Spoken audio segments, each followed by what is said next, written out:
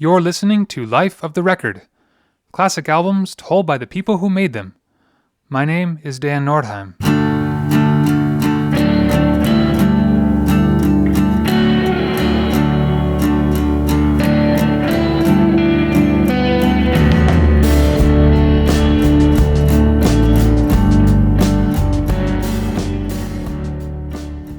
Of Montreal formed in Athens, Georgia in 1996 by Kevin Barnes. After signing with Bar None Records, Kevin started working with a rotating lineup of band members as Of Montreal released their debut album, Cherry Peel, in 1997. The Bedside Drama, The Gay Parade, Coquelicot Asleep in the Poppies, and Ald Hills Arboretum followed, before they signed with Polyvinyl Records. Kevin began working primarily alone and released Satanic Panic in the Attic in 2004 and the Sunlandic Twins in 2005. While living in Norway with their wife and baby, Kevin turned their attention to the next album. Hissing Fauna, Are You the Destroyer was eventually released in 2007. In this episode, for the 15th anniversary, Kevin Barnes looks back on how Hissing Fauna came together. This is the making of Hissing Fauna, Are You the Destroyer?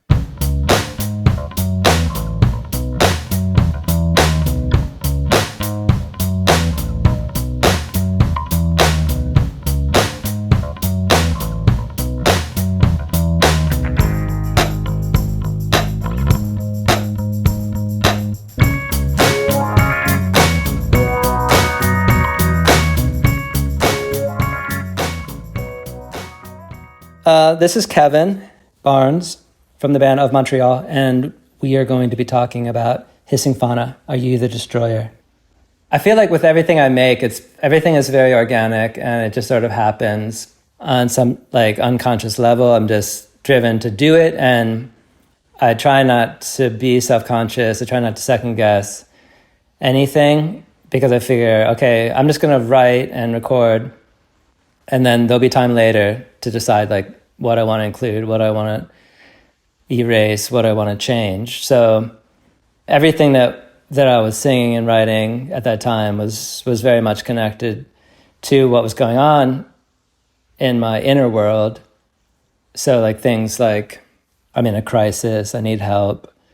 You know, like that's just how I felt at that time, like excited about having a child, but also terrified about having to become like a real adult, because up to that point, I'd just been sort of in my, daydream world all the time and never really had to like take care of something, never had the pressure of that. And as we were getting closer to 9 months, that it just kind of got more and more extreme and more intense. And also, to make matters worse, I was so completely unable to really take care of even myself financially, let alone another creature. So it's just like a really crazy, fucked up situation to be in, just on a personal level. So I think that all of that chaos led to the songs that are on the record.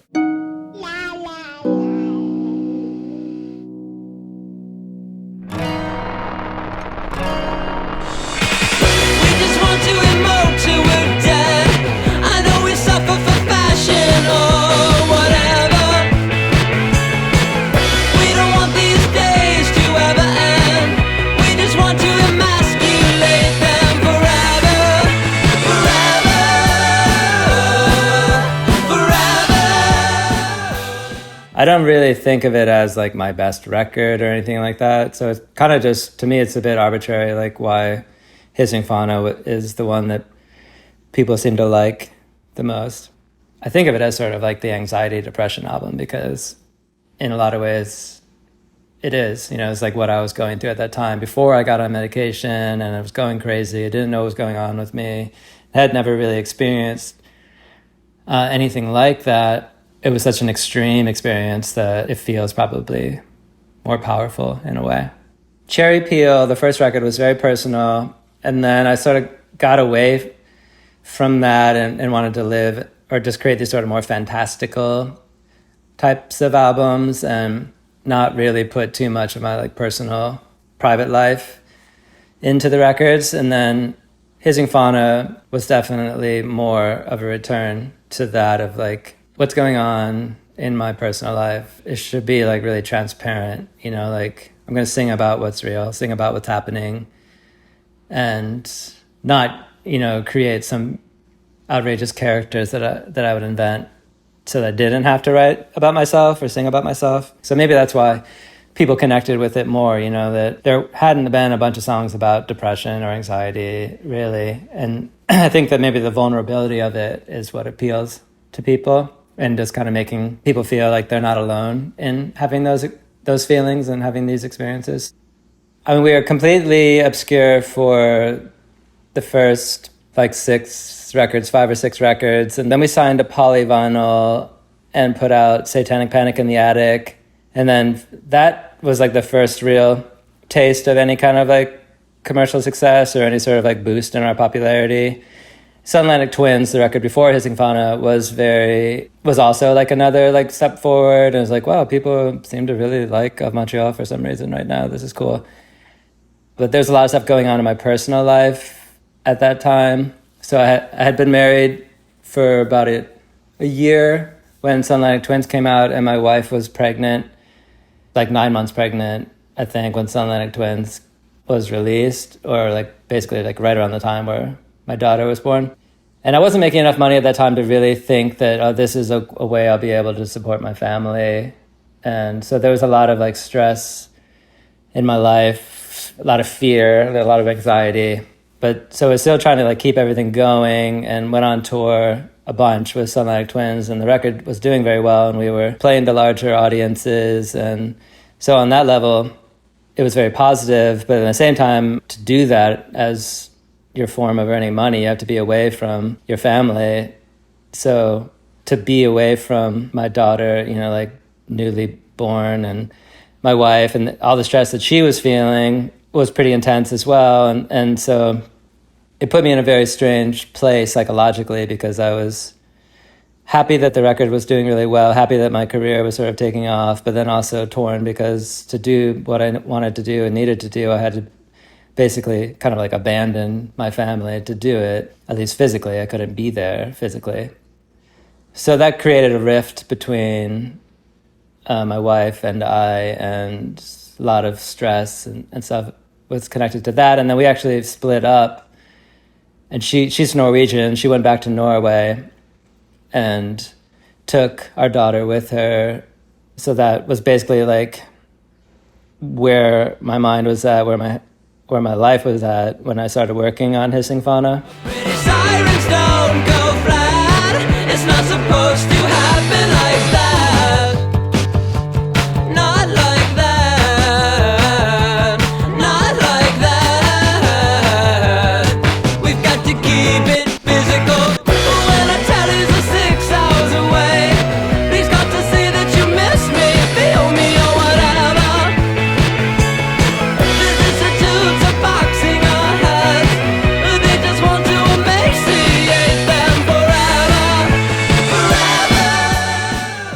Yeah, the Georgie Fruit creation is sort of, could see it being like when someone goes through a traumatic experience and it creates like a split personality disorder or something, or just like you kind of create these other characters, personas that you can escape into. So I think that the Georgie Fruit character was something that psychologically I created unconsciously and just sort of fell into, and it was a way to escape from all the pain and anxiety and depression and pressure and stress that was going on in my life, and wanting to be free of it and be more carefree and less burdened.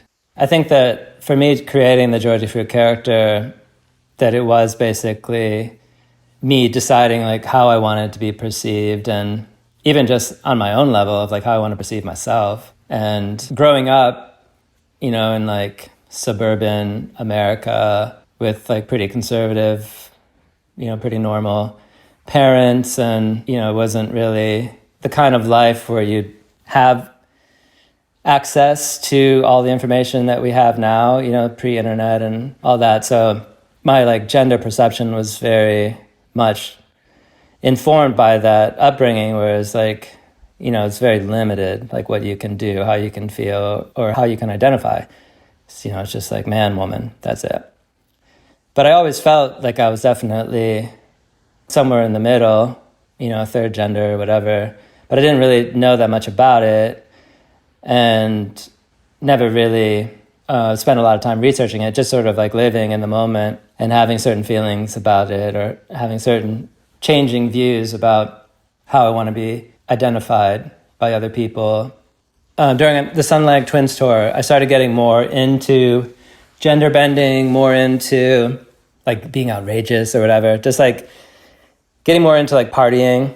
And, it was like a very unhealthy thing that I was doing, but I was mixing anti-anxiety drugs and alcohol, which can definitely create some dicey experiences.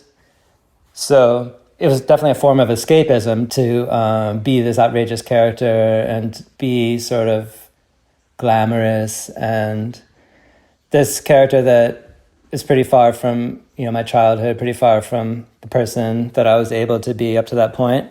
And the people were enjoying it and the concerts were really great and everything seemed to be flowing really well on that level. And so, getting into this party mode and all the trappings that come with it were songs like Bunny Ain't No Kind of Rider, Suffer for Fashion are sort of connected to that sort of party animal, party monster aspect of the Georgie Fruit character. We got to keep our little click clicking at 130 BPM. It's not too slow.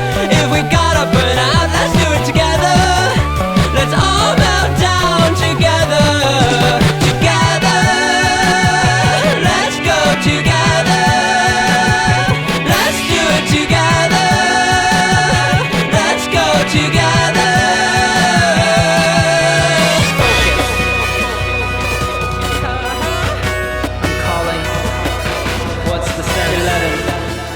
So I went out to Norway in between Sunlight Twins tours because I really missed them both and really, didn't want Alibi to not have a father. So went to visit them and Nina and I patched things up and she agreed to come back to Athens and for us to live together again.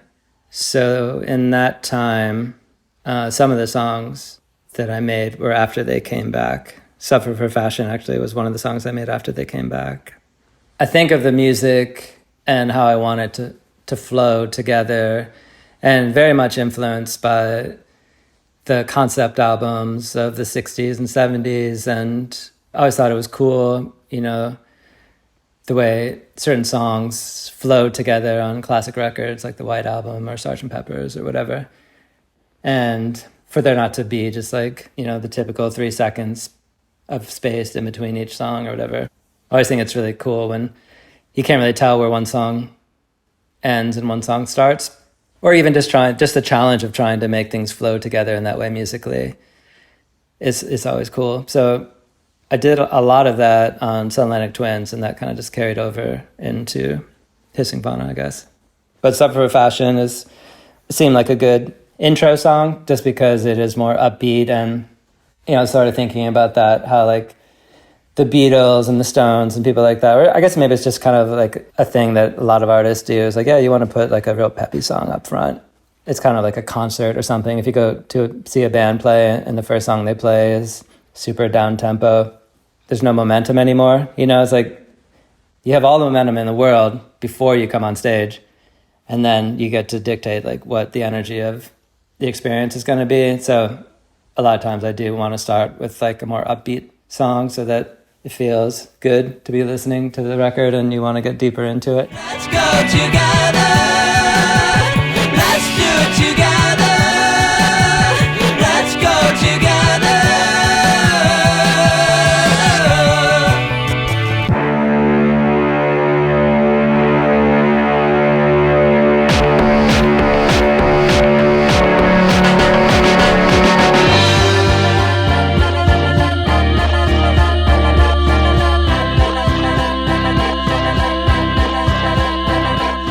Yeah, with that one, sink this. I think you say sen, sink the sen. I think that's the way the Frenchies would say it, even though I say sink I think I say sink the sane in the song because I'm an idiot American. But I made that song in Norway. A friend of ours had this factory, like abandoned factory space that they were using to put on this art production, theatrical production that they were working on. And it was a huge old factory. I can't remember what kind of factory it was, but it was humongous. And there was all these extra rooms and very cold and drafty. In the winter, you had to have like a space heater in the room or whatever, you'd freeze to death. But so that was where I worked on a couple songs just to have like a space where I could be away from everybody. That song, Sink the Sun, was there. There was an organ that just happened to be in one of the rooms. I can't remember why, but that's what I played on that song. And also, I think there was a bass guitar there. So it was like basically just like whatever instruments happened to be around, I would use and try to write something with, just, you know, kind of escape from what was going on in my life and just try to have a little bit of fun. So that one, I just made in this like tiny little room. There's just a little organ there and it just kind of happened. You're not different from the prints that crease the wires, or mosquitoes that now operate on her brain. Thought that if I sank the Seine, I might find you. I might find you.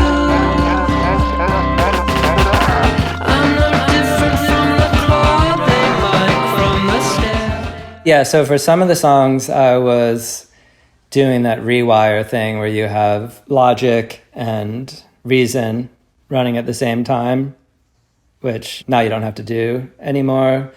So that was how I did that. I had a laptop and had the drums in Reason, and then everything else was real instruments, you know, like the vocals and the bass and the organ. There was a brief period where Sink the Sun, Kados upon, Heimdalsgata, Grönlandikade, and Sentence of Sorts and Kongsvinger were more bare-boned, and they didn't have a bunch of extra stuff added to them.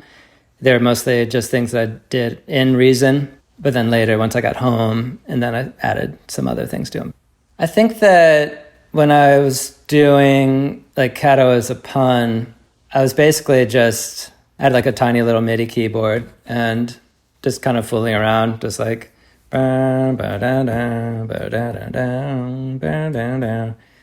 just making a little song, not thinking too deeply about it, you know, just like having fun, put the headphones on and just make a song. I'm not thinking about it as being like a thing that I'm going to release or play for anyone ever, just like something to do with my time that is more positive than, you know, sort of ruminating over how I'm going to be a horrible father or whatever.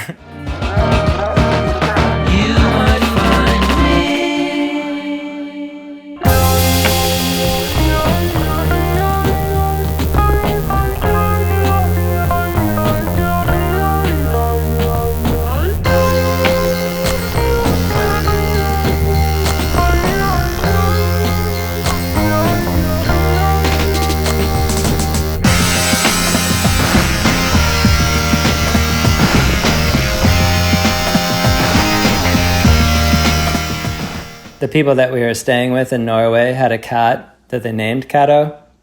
And, you know, it's like, obviously, it's a play on words to call your cat Kato in a way. So that was kind of like Kato as a pun, was a connection to that. So a lot of the song titles are connected to living in Norway. Heimdalsgata is the street that we were living on while we were in Norway, and Grönlandik is the neighborhood that we were living in. Kongsvinger is the city that my ex-wife's family lived, where we used to go.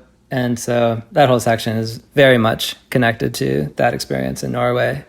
But yeah, Kato is a pun. It's like, it's not really about, has nothing to do with the cat really, but the second verse is kind of more about, I can't even pretend like we're friends. I've written a lot of songs about like different people, like different friendships that were sort of fizzling out or were sort of toxic. And so that the second verse is kind of about that, like, I kind of felt that I wasn't really emotionally supported by the people in my life at that time. You know, it's troubling when you're going through a difficult period and you don't feel like anyone gives a shit. And on top of that, they're like adding more stress because they're bitching to you about something that you can't control. So that's I would say, a very unhappy song. I can't even pretend that you are my friend.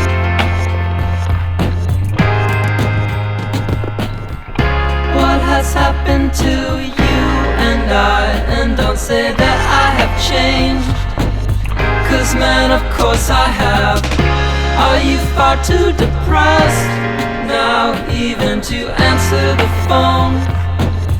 I guess you just want to shave your head, have a drink, and be left alone. Satanic Panic in the Attic was the first record that I did almost exclusively by myself. And so all the other records, I had other people who were contributing. And definitely, like, The Gay Parade, Coco Sleep and the Poppies, and Alt Hills Arboretum were more band records in that, like, pretty much every single song had one or two or three or four other people playing on it. And then after Alt Hills Arboretum, the people that I had been playing, or a bunch of the people that I'd been playing with, decided they didn't want to be in the band anymore. That was like right around the time where I got married, and Nina and I moved in with my brother, and I still had like some recording gear. And so it's kind of just, you know, the one consistent in my life has always been that I just want to be working on music all the time. So I had some recording gear in this one bedroom, an extra bedroom that we had, and set up there and made Satanic Panic in the Attic. But I was kind of thinking like, well, the band's maybe done forever. I don't know what's going on, but I'm just going to make this record. So I make Satanic Panic in the Attic, and then people seem to like it. Disconnect the Dots gets played on like MTV. I can't remember what the show was called, but it's some like indie rock MTV show that they had. And I was like, okay, cool. Like things are starting to go well. College radio seems to like it. We're getting, you know, invited to play these cool shows. And so then people want to get back in the band. So it was easier to find some musicians. And then like some of the people that had been in the band before still wanted to be in the band. So everything was like kind of chill then. But then when I made Sunlighting Twins totally by myself again, they're like, what the fuck? Now you're just going to completely like freeze us out. We're not going to be involved in any of this stuff. And I was like, yeah, I guess so. Because I just want...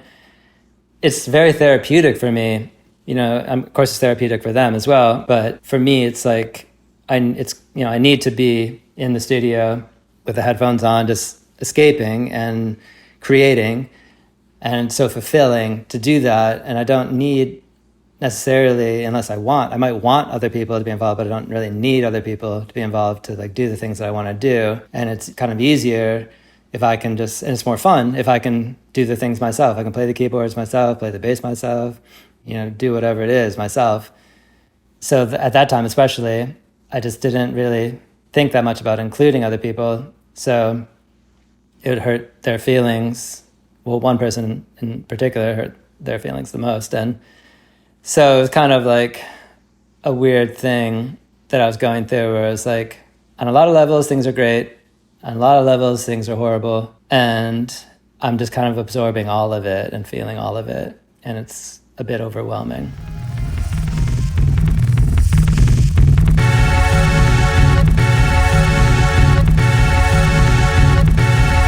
I'm in a crisis. I need help. Come on, mood shift back to good again. Come on, mood shift back to good again. Come on, be a friend.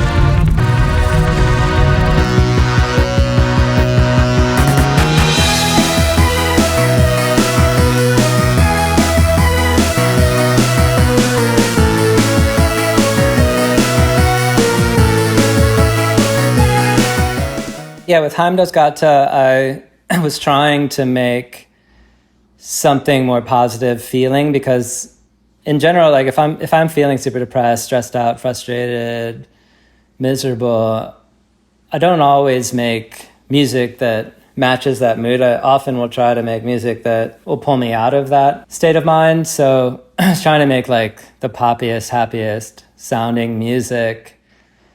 And I didn't have any lyrics or really melody lines or anything when I was making it. I was just trying to create something that felt more positive so that I wouldn't have to just sort of dissolve into a state of misery.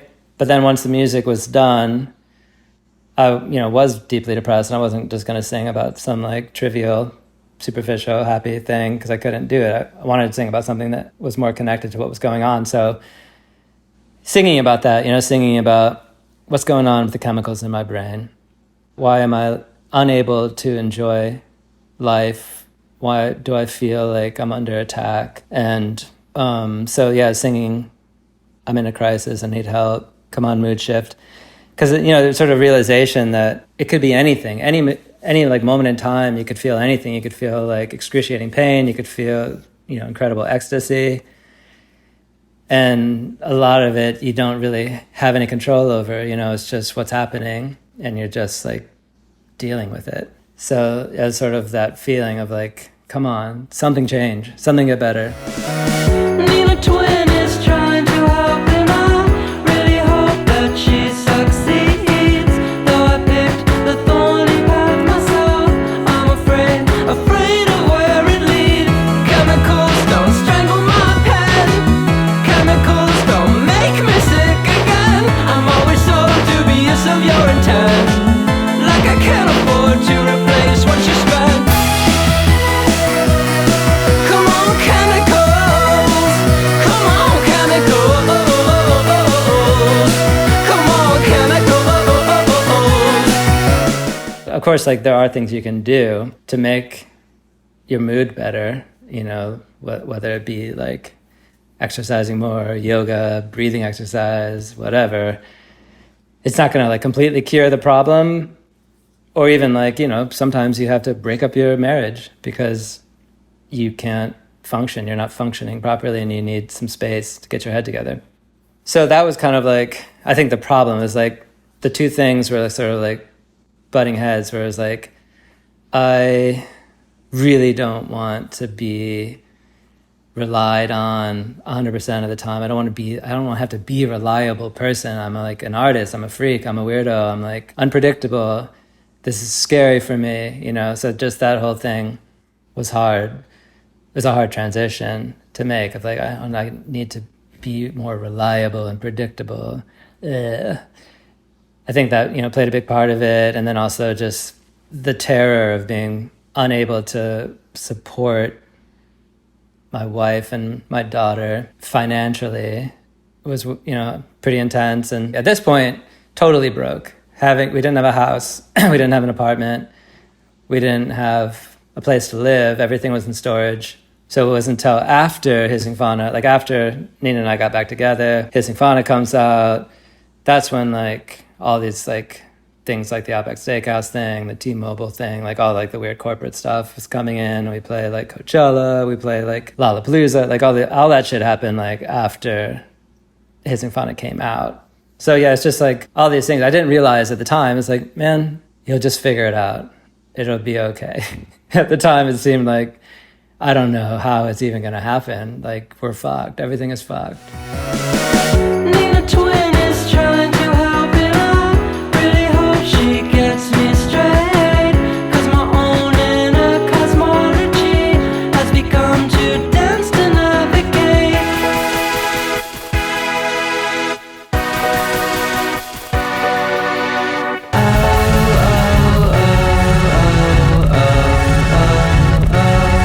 I'm in a crisis.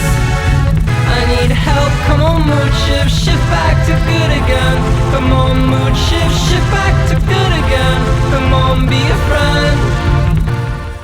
So Groundlandic Edit is, the title, is referencing the neighborhood that we lived in Norway, and the anxiety that I was feeling, like the paranoia, the fear had gotten so extreme where I couldn't even really like leave the house.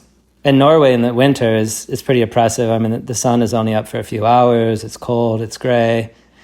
And if you don't get into what it has to offer as far as like, I don't know what, like skiing or ice skating, I don't know, like snowy things. If you're kind of just like a depressed person, it's pretty extreme, like what you have to go through, no sunlight, or just the way it feels, I have like, pretty bad seasonal depression anyway, so like that's like a very extreme environment where you get almost no sunlight. It's just like you feel like, it's just endlessly dark, endlessly nighttime. And if you sleep in because you're depressed, then you miss whatever little light you might have gotten. So I was joking.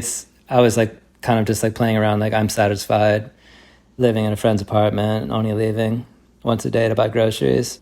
So yeah, that song is just about my state of mind while I was living in Norway and being in that depressed, anxiety-ridden state of mind. I am satisfied, hiding in our friend's apartment, only leaving once a day to buy some groceries. Daylight, I'm so absent-minded, nighttime meeting new anxieties. So am I erasing myself? Hope I'm not erasing myself. I guess it would be nice to give my heart to a god, but which one do I choose? That's sort of like, wanting to have some sort of religious, or not religious, but spiritual life, or some sort of grounding aspect in your life, but feeling like it's all bullshit. And so what do you do? Even, it'd be nice to give my heart to a god, but which one do I choose? That's like the joke, is like, it's all made up. So like, what fictional god are you going to give your heart to? And like, not really feeling like, oh, this is like a legitimate thing. Like the people who do this are just, delusional, just living in a fantasy world. But still, it's a very real need. That's why I don't really, try not to criticize people for being Catholic, even though like I grew up thinking it was bullshit, because I understand the need. I understand like why people want to have that. It's terrifying, to not have that in a lot of ways if you think about it at all. So I get it. I understand the need. I'm like everybody else. I have the same need, but I can't do it if I don't believe in it. So it's pretty much about that. The church is filled with losers, psycho or confused. I just want to hold the divine in my mind and forget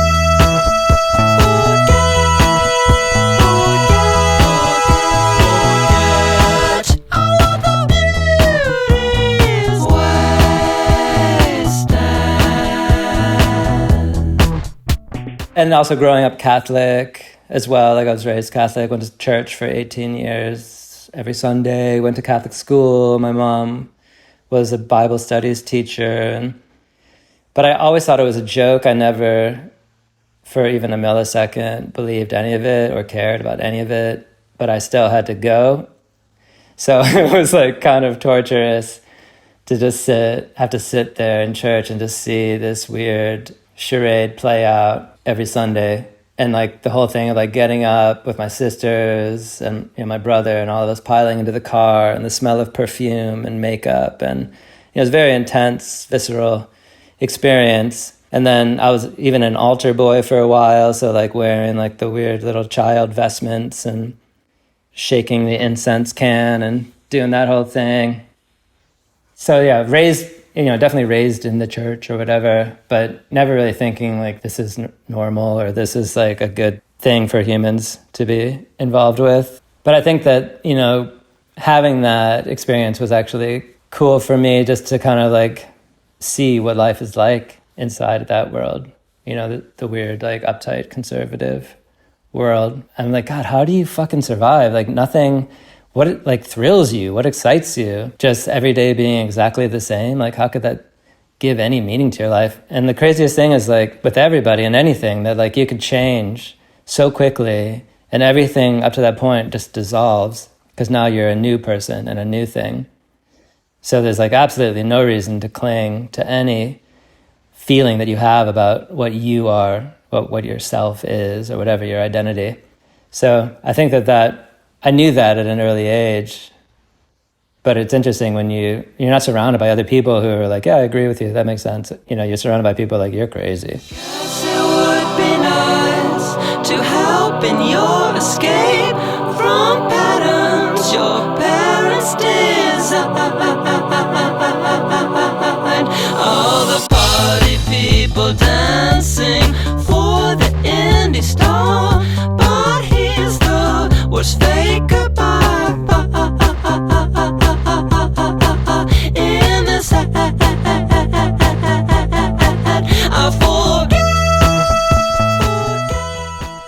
understand and like appreciate the function of performance, and also the voyeuristic function of like going to see another person perform. That it can be like very transportive and cathartic, you know, to not only be the performer, but also to be in the audience and watch somebody else performing. Because, you know, it's like they say in dreams, you're every character. And I think it holds true in life in a lot of ways. We're every person that we see, as well as being ourselves. So I think of, you know, that like, I guess it would be nice to help in your escape, and just sort of realizing though, like as the person that's on stage and prancing around and being cheered for, it can be like actually great because, you know, it feels exciting, obviously, to be prancing around on stage and people are into it. But at the same time, I know it's sort of like an empty thing that like eventually people leave, you're alone again, and you can't just be the indie star, you know, for yourself as well. So it's kind of a fleeting moment. So in a lot of ways, like fleeting moments, I feel like are potentially kind of superficial in that they can't really like fulfill you completely forever. You've got my back in the city. You've got my back 'cause I don't wanna panic.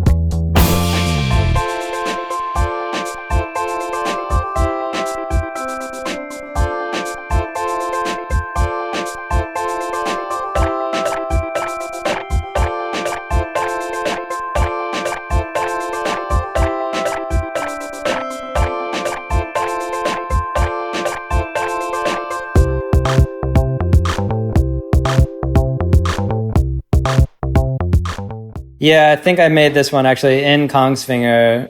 We were staying in my ex-wife's childhood bedroom because it was like her childhood home that her parents still lived in. So it was kind of like this weird, just like sitting at this little desk that she must have sat at doing homework and stuff when she was in high school and working on this song. That was another one where I was like deeply depressed and trying to make something that felt really positive to sort of like pull myself out of it.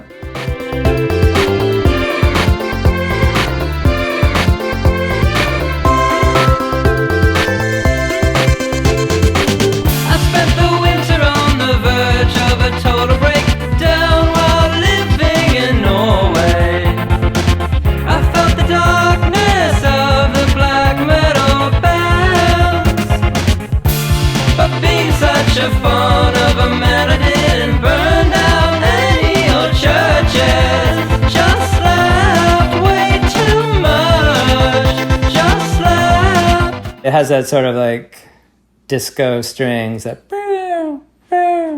That was something that I did in Reason, and I think the name of the sample was like Disco Trill or something. But yeah, I was thinking of something, trying to make something that kind of like ABBA, Bee Gees sort of feeling, kind of disco-y, but really poppy and catchy. My mind rejects the frequency, it started craziness to me. Is it a solar fever? The TV man is too loud, I'm plain asleep on a cloud. You turn the dial, I'll try and smile. We've eaten plastic weather, this family sticks together. We will escape from the south to the west side. My mind rejects the frequency, it's just verbosity to me. So the record is kind of split in half in a way where like first half were songs that I had written and recorded while I was still with my wife and still, you know, doing the family thing, and then the second half was when we had split up. Well, The Past is a Grotesque Animal would have been after we broke up, because that's all about the breakup and all about just the frustration and the struggle that was going on. But yeah, so that's sort of like in the middle that separates the two pieces maybe, or it could be more connected to the second half. Yeah, it's definitely kind of an outlier. I definitely hadn't ever made a song like that before. I can't really, like the whole thing just happened sort of organically, and I don't really remember what inspired me to begin it. But I think that a lot of times I go into the studio or go into the bedroom or whatever it is, whatever space I'm working in, and just sort of start. And then just these things just sort of happen organically. And then it's kind of like this train that just like leaves the station and you just have to like chase after it.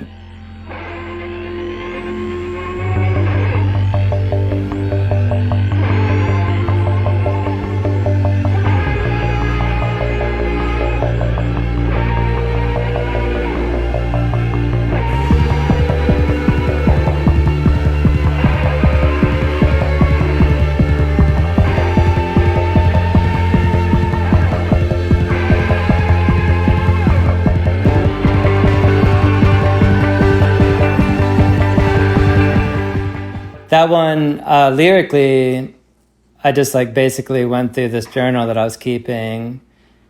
And I often will keep like a songwriting journal.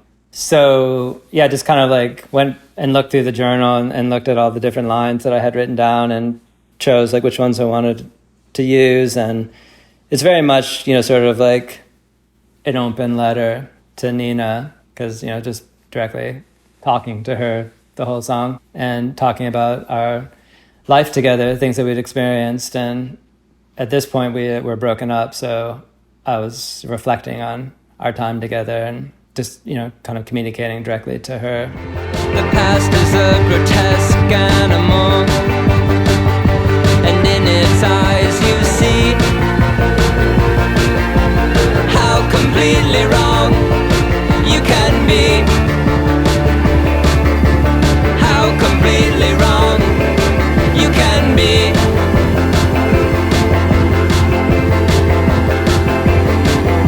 The sun is out, it melts the snow that fell yesterday. Makes you wonder why it bothered.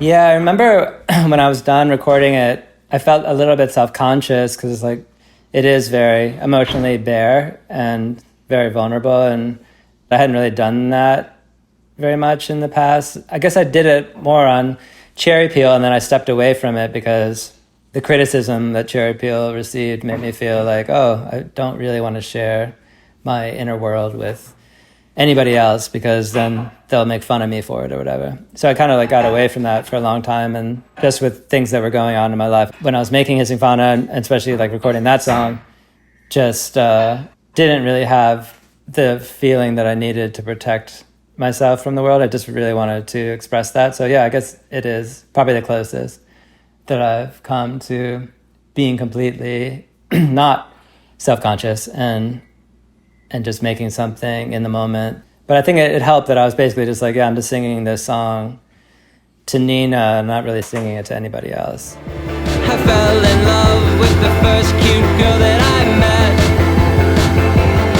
who could appreciate Georges Fruit.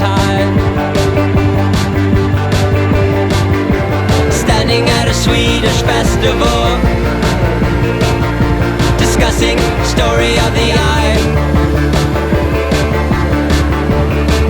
discussing story of the eye. Yeah, so there's a Swedish festival called Emma Boda, and for whatever reason they would have American bands play it sometimes. And so this other band that I was playing in got to play there one year, and then they invited us back, and then Of Montreal was also allowed to play. So that's where I met her when I was at that festival, that she came with her friend, and who was like involved with the indie underground music scene in Norway and like put on shows and stuff for different bands. And so that's how we met. And all that stuff is like straight from our experience of like, I loved Story of the Eye when I was like 16, 17 years old or something. And I read it, I think Bjork mentioned it in an interview that I was reading, and it's like totally changed my life. But I'd never met anybody. For whatever reason, I just hadn't really hung out with people that read a lot or watched a lot of movies or whatever. And so meeting her, I was very impressed that she not only knew that, but knew a lot of stuff that I didn't know. So yeah, that's like directly connected to that conversation and the first time I met her and all that. Performance breakdown, and I don't want to hear it. I'm just not available.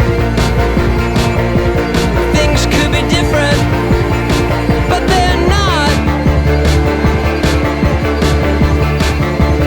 Oh, things could be different, but they're not. The mousy girl screams violence, violence. The mousy girl screams violence, violence. She gets hysterical, 'cause they're both so mean, and it's my favorite scene. I think we both loved Who's Afraid of Virginia Woolf. Can't remember all the lyrics, but yeah, there's definitely some references to different things that we both enjoyed or things that we experienced together. but just, yeah, the character in the play who screams violence, violence, when the other two main characters are fighting. And just the intensity of that relationship, I guess on some levels, was something that we could identify with. The main married couple in that movie being extremely close, but having been together for a very long time and experienced a lot of trauma and pain together, and are sort of seemingly very much committed to each other, but are also very damaged people and sort of lose themselves and forget like to be caring towards each other, and just the weird games that they invent, the weird like role-playing games that they invent to sort of keep things interesting and to sort of vent the frustration that is just inherent in every relationship, especially if it's been going on for like 15 years or something. So I don't think that we could really identify with that experience necessarily, but on some level, you know, obviously you don't have to experience it to relate to it, but just the powerfulness of it. I mean, definitely, I've read the play, the Edward Albee play, but the film version is really great because it's, you know, Elizabeth Taylor's amazing and Richard Burton's amazing. So just the two of them, they had such an incredible dynamic that I think that for whatever reason kind of romanticized it a bit. Do I have to scream in your face? I've been dodging lamps and vegetables, throw it all in my face. I don't care.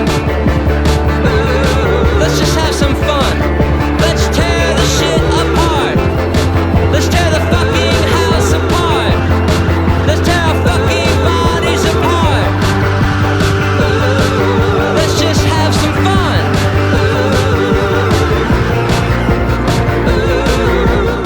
I mean, yeah, this is one of the few songs that it's just the same 4 chords throughout the whole song, and it's a really long song, so definitely wouldn't be something that I would normally even consider doing. But yeah, it is kind of just like a vamp, and it's just a way for me to get all this stuff off my shoulders. And so in that way, yeah, I just wanted to keep it musically kind of more simplistic. Definitely the vocals were the thing that I wanted to highlight, but I also wanted the music to feel very alive and emotive and connected to the emotions of the song. So there's a lot of kind of like growling sounds. There's a lot of like kind of nefarious animal sounds. And so think of that as like kind of like what I was at that time, just sort of like an animal in pain. I'm so touched by your goodness. You make me feel so criminal. How do you keep it together? I'm all unraveled.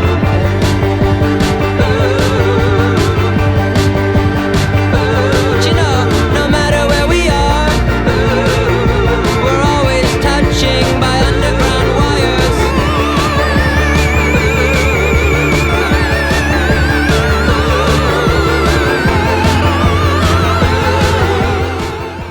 When I was recording Pastures of Grotesque Animals, I think that the initial recording where I just sort of laid down, just like whatever, the 16-minute version, I don't think I like slumped down into a fetal position or anything, but it's kind of just like, okay. Just like, you know, because I was recording it by myself, I was alone. So, you know, it's kind of like, it's interesting how it is when you work alone. There's nobody else in the room, nobody else to like see anything that's going on. So you just sort of do it and then it's over and then it's quiet. And then you think about it. What did I just do?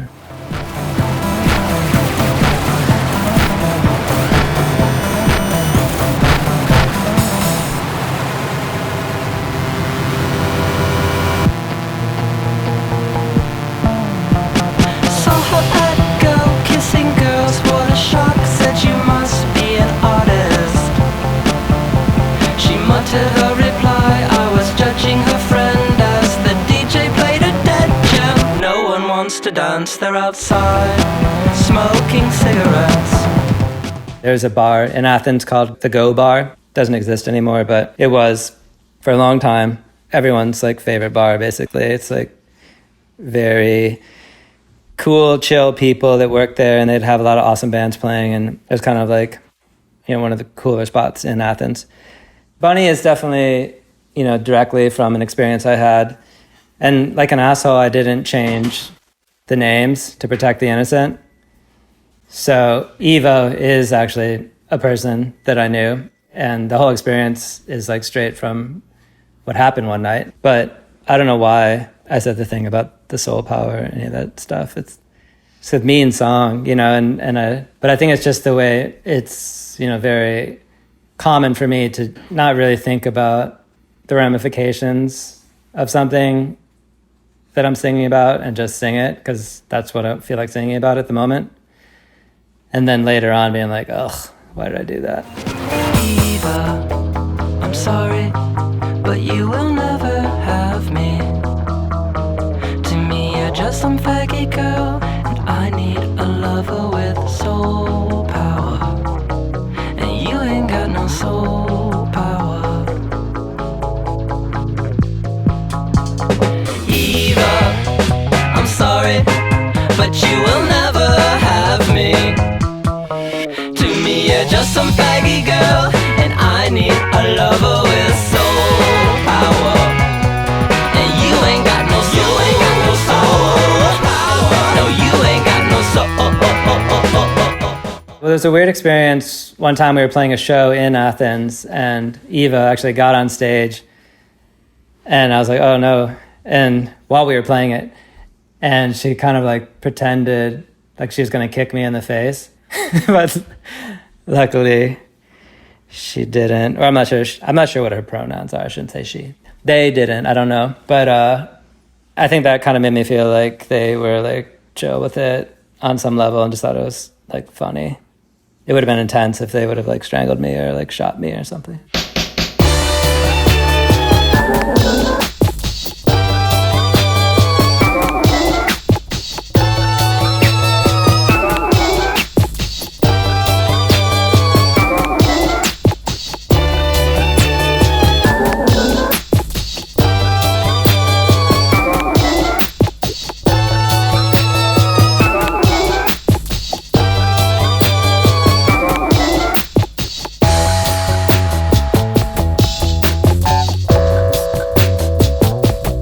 Yeah, Fabergé was the first time I ever really used a sample in a song that was, you know, something just completely random that had no connection to anything. There's 2 records that I had that were like Dixieland music. I was just kind of fooling around, just trying to make something in the studio, and I was wanting to experiment with doing some samples, and so I chose these 2 Dixieland records that, you know, deeply obscure, just kind of like the sound of New Orleans in 1951 or something. And it wasn't anybody famous or anything, so I've never been sued for it. I don't think anybody would really be able to pick out what the samples were from, luckily. But so that whole like,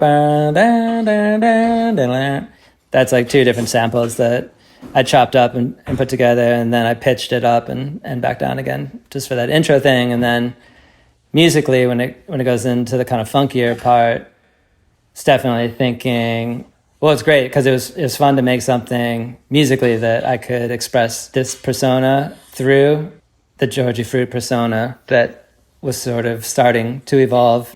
I think of that song probably as the most Georgie of all. Those with the golden eggs have tried to tell me what they say. I bet that blood in my chest was dead, but that's never, never, never.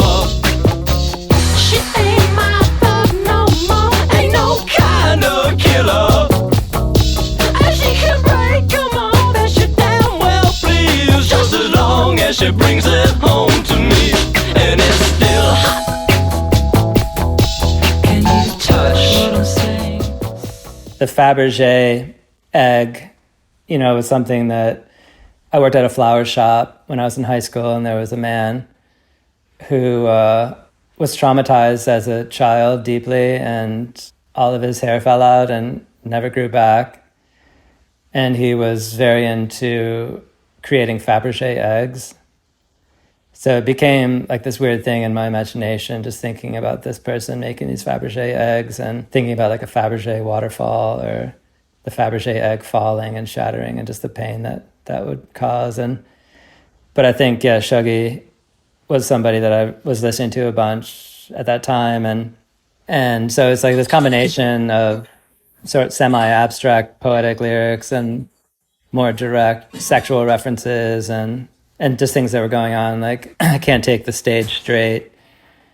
It was like a sort of that feeling I had of like, I need to be kind of addled to be on stage so I can like really get into the groove of what I wanted to do, because I'd be like too uptight or whatever if I was sober. Yeah, so there's just so many different references in that song.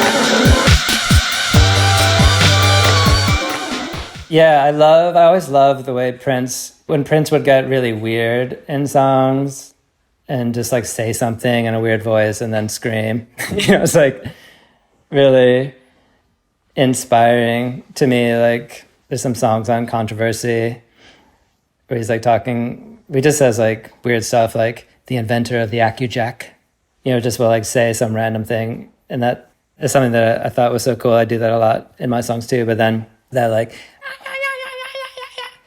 making just like crazy animal noises.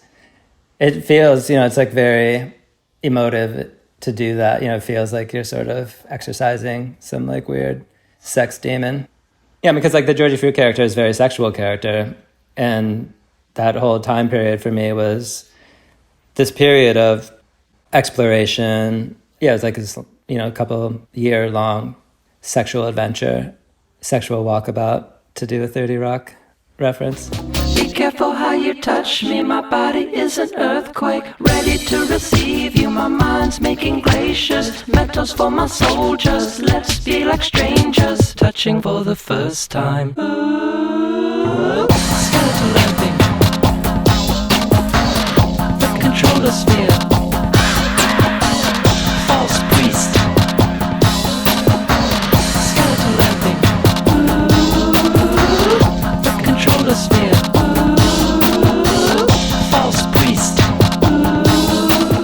I remember one day just like sitting on my couch and just like writing kind of like free verse style and thinking, what would be some interesting titles that I could create. And so those things, the controller sphere and skeletal lamping and false priest, were 3 things that popped into my head, and I wrote them down. And I thought it would be cool because more so at that time, really than any other time, I was feeling very creatively inspired and was very productive, and I was making a lot of things at the same time. And like once the record would be done, I would start another one right away.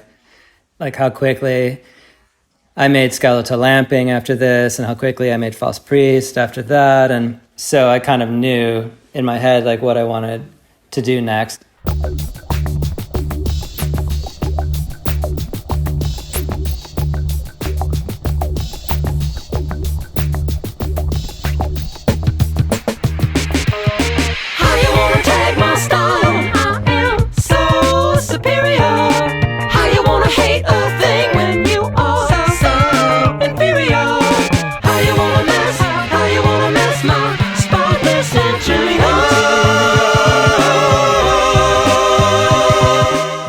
So I think, I experimented with different different lyrics on Labyrinthian Pomp, and definitely, that Georgie Fruit character probably played a large role in this, like things that I would say as Georgie Fruit that I probably wouldn't say as Kevin Barnes, and just thinking of like how this character would talk, how this character would communicate, and what kind of language it would use. And so like, how are you going to tag my style? So like tagging like a graffiti thing, like basically how are you going to like trash me and and the way that I live when you're like nothing or whatever, just kind of like being like kind of, I know like a lot of people, like I've been bullied a lot, like when I was in high school and stuff, because I was different. And like a lot of people who were sort of bullied, you see like, oh, this person is bullying me, but they're like nothing. They're like basically subhuman. There's nothing special about them. It's insane that they feel like they could be talking shit to me, So sort of like a reference to that. And then the verses, there's this idea that I had of this fantasy of like smashing all the windows in my neighbors' houses. Obviously, it's like I have some impulse control, but that was something that I was thinking about. That would be really wild, like in the middle of the night, to just like break that like very serious social taboo and just like smash people's windows. Your neighbors, especially like, Kevin, what the fuck are you doing? People who know you, But yeah, I mean, that song is very much, I think about it as that time period where Nina and I were renting this house in this one neighborhood, and it was very much connected to that neighborhood in my mind and like the vibe of the neighborhood. And Alibi being like, I guess she's, like 1 year old, 1.5 or something, 1.5, 2 years old, and having friends in the neighborhood, having a trampoline in the backyard. Things are definitely like a little bit better at this point in my life, feeling a little bit more frisky and happy. Let's just say you are not the destroyer. Let's just say Du är inte den som ödelägger för I got my bright girl near me. She's so much taller, with a crisp endorsement from the CCAA Booty Patrol. She's so meta, referenced and all. Shares my strange urge to smash a window in every house on our block. Well, I was very influenced from an early age by Prince. And Prince is interesting because obviously his roots are in like more black genres of music, like R&B and soul and things like that. So yeah, maybe on some level thinking, well, a white person can't really do that sort of thing without, it's just like blue-eyed soul or blue-eyed R&B, whatever, even though I have brown eyes. Yeah, so I think that maybe saying like, oh yeah, Georgie Fruit's a black transgender person or whatever, that because that's really the kind of music that I was in love with and wanting to make, and wanted to feel like it was okay to do it and not that it was like some sort of appropriation or some like cheap facsimile of the thing. I wanted it to feel authentic. So how do I make it feel authentic? I have to become something that I'm not, maybe. But all this stuff is just going on in my head. I'm not as like self-conscious as that might seem. It's kind of more like fun, it's just play acting. So I didn't really spend that much time thinking about what is Georgie Fruit or what kind of character should I create to help me become more liberated as an artist and a songwriter and a performer. That it was more just this organic thing that was just happening, and then other people obviously will witness it, know about it, have opinions about it, but I haven't really, obviously, because maybe I wouldn't have done it if I had been more conscious of the outside world. Got my Georgie Fruit on. He's a dark mutation for my demented pastime, giving replicators somewhere to go, but we're authentic. You can test my talent against your cursive body. The controller's fears have disappeared and it hurts. Delinquent days are here again.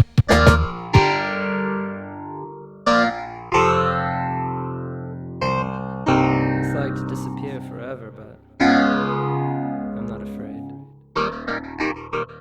Yeah, so the Georgie Fruit character is very problematic, and it's interesting just because like if you live inside your head and you don't really think about the outside world, then you're not really like looking out for anybody else. It's basically just your own art adventure. And so the Georgie Fruit character was just basically this adventure that I went on. But now, because we're all, more in touch with each other's feelings and looking out for each other more, I sort of realized the Georgie Fruit character what I was trying to create was basically a character that was completely fluid, wasn't trapped by any gender, race, sexual preference, or whatever, just like the perfect kind of polymorphous persona. And so that's why I said that it had multiple sex changes, and it was sort of just bouncing around between genders, and sort of thinking of it more as like kind of like a chameleon Zelig sort of character, you know, less than a specifically black transgender character. So I really was kind of at that time just picking something that was very foreign to what I was physically. So I shouldn't have given it any race. That's kind of like what I realized, sort of the takeaway currently. Like I shouldn't have given it any race or any gender. It should have just been completely free. And it should have been a character that, you know, nobody could say what it was. It wasn't specifically anything. It's great that we are evolving. It's exciting to see the evolution. That's why I don't mind being called out for being insensitive about something. It's really actually helpful for someone to say like, hey, this thing is going on in the background. You don't know about it because it's not your scene or whatever, but this group of people is upset by what you're saying. It's hurting them. It's causing them emotional pain. Like, do you care? It's like, I do care. I don't want anyone to feel emotional pain because of something that I did, or, you know, because a character that I had created. So, you know, basically when I went through like a process of at first being like, oh my God, this is so stupid. Like, this is just like a persona that I created a long time ago. Haven't even thought about it in forever. Why do you care? Why does it matter to anybody that this thing happened 15 years ago, whatever? Like, why does it bother anybody? Because, you know, but then it's like the thing that I learned is like, just because I don't understand it doesn't mean that it's not real. And it doesn't mean that other people aren't feeling it. You know, it's like, I think we all struggle with that idea that, well, I wouldn't be offended, so you shouldn't be offended. Or you have no right to be offended because I personally wouldn't be offended. You know, so when you realize that, like, yeah, it doesn't matter what I would be offended by. Like, if this is offending these other people, and then I have to ask myself, do I care or do I not care? And I do care because I don't want to offend trans people. You know, that is the last thing I'd want to do. I want to support them, give them love, and do everything I can to create a more positive environment for everybody like that. So that's when I realized like the apology was important, and trying to say like, I get it. I understand why it would be, how it could be upsetting.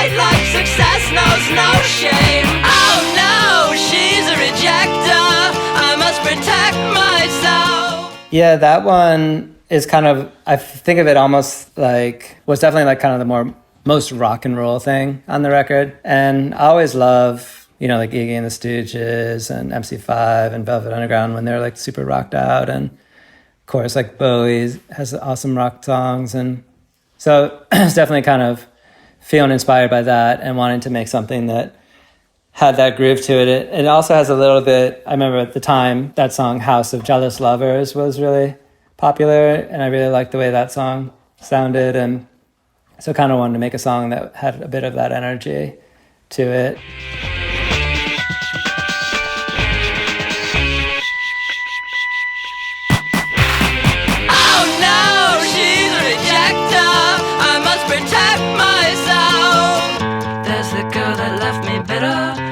To pay some other girl to just walk up to her and hit her. But I can't. I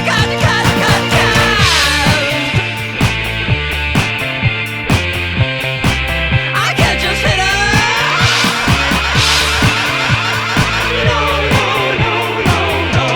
I want to, but I can't. That song's pretty problematic in a way, like saying you want to hit somebody, especially if you say you want to hit a woman. I mean, at least there's some self-restraint saying, like, I'm not going to hit you, but I want to pay some other girl to hit you. It's just kind of like sassy, but, definitely like kind of like tongue in cheek. It's meant to be playful. It's not meant to be serious song. I feel like at that time, I felt like I was very much, or thinking back on it now, it seemed like I was very much in some sort of like protective bubble where I wasn't second guessing anything or being critical or even like being like sensitive, which I've had a problem. I guess you could say it's a problem, like for a long time, of being insensitive in songs, because I'm not really, when I'm making them, I'm just in the moment and I'm not thinking about anyone ever hearing them. And then when they're done, I kind of forget that the outside world exists and that people are going to hear it and then potentially be offended, upset, hurt, or whatever. But I don't think, luckily I don't say anybody's name and she's the rejecter, so nobody has to feel like I'm directly attacking them or whatever.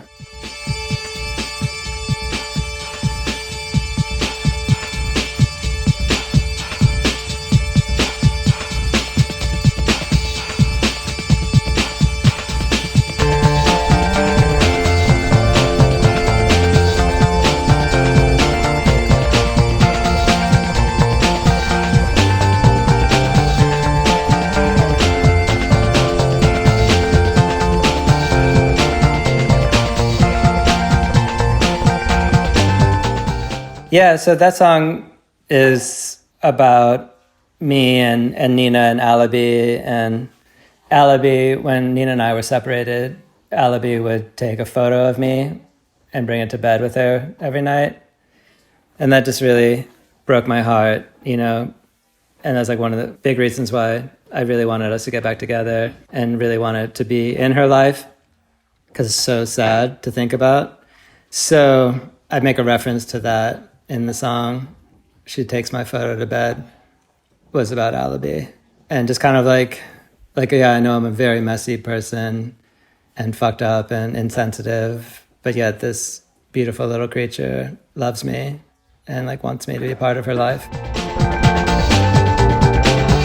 Night eyes reducing ashes. We love to view unfortunate passions. Still she takes my photo to bed. No mere limp burst could incite identity destruction. Our particles are in motion.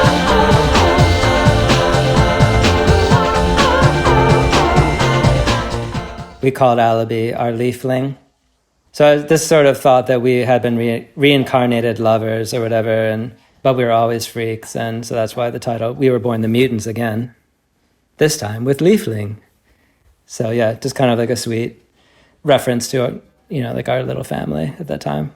Yeah, so it's funny because I talked to my therapist about this a while ago, and they were saying like how unhealthy it is to think of you and your partner as twins, or that like it's you, in a way it's like that whole thing of like it's us against the world, in a way that kind of says like you lose your individuality. Like you don't have to like morph with another person to have a healthy, loving relationship. But I think at that time, like the Sunlight Twins was a reference to Nina, and in Heimdagsgata, I say Nina twin, and just thought of her as my twin, but like more of like my art twin, because respected her so much, respected her brain and the things that she created, and I would always refer to her as Nina twin. When I finished the record, she hadn't really heard many of the songs, and I basically just like left her alone. I think Alibi was in bed, so it was like later at night, and I just left her with like the headphones and the record, and she listened to it, and she was crying, but like really happy. Felt like it was, a really good record, and didn't feel upset about anything that I was sharing with the world or whatever, and just felt my pain and knew that it was, really, in a lot of ways, our record, because it, in so many ways, was also her experience that I was singing about. Sometimes we're not legible, but we're the same strange animal. Let them say our love is peculiar, don't care.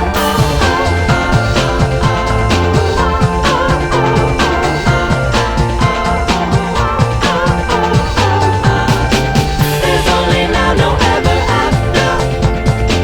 We won't let it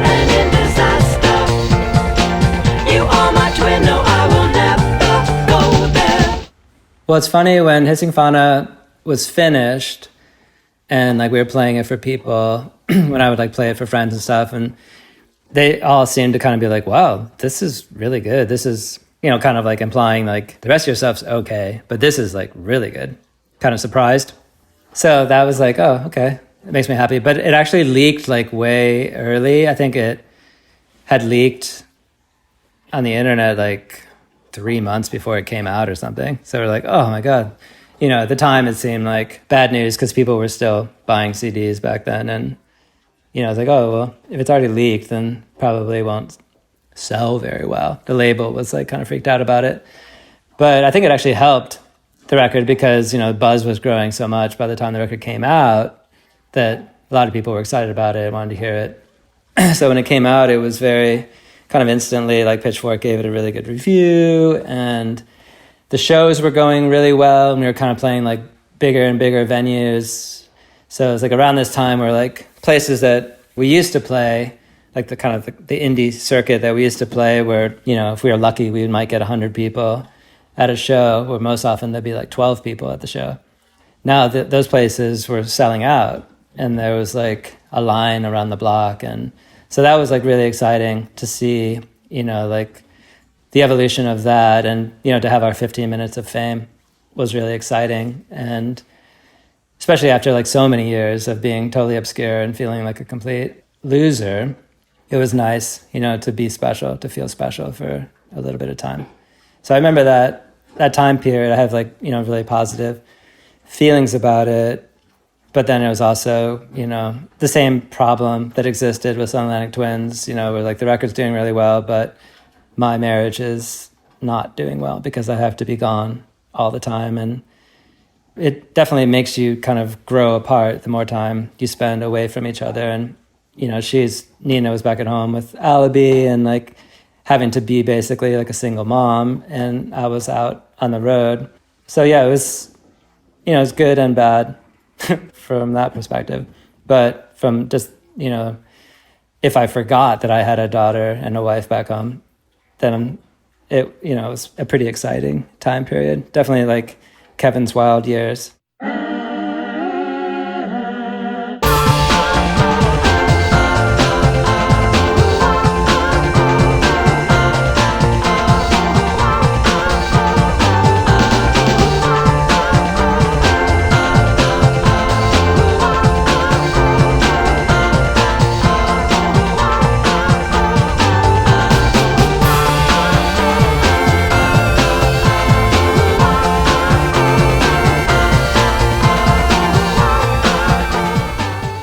This was definitely the most commercially successful record and critically acclaimed time period, you know, because like pretty much really quickly after this, all the critics started like shitting on me. So this is like the tiny period, because like critics were shitting on me from the beginning up until Hissing Fauna, and then they liked Hissing Fauna, and then they hated everything else. So this was like my one little window where people liked, or it seemed like everybody liked me. It's like, okay, cool. But then it quickly turned.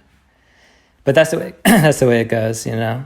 I was lucky to have that little moment, you know, because most people are just hated their whole lives and they never are liked for even a second. So I feel happy that there was a little period of time where people liked me.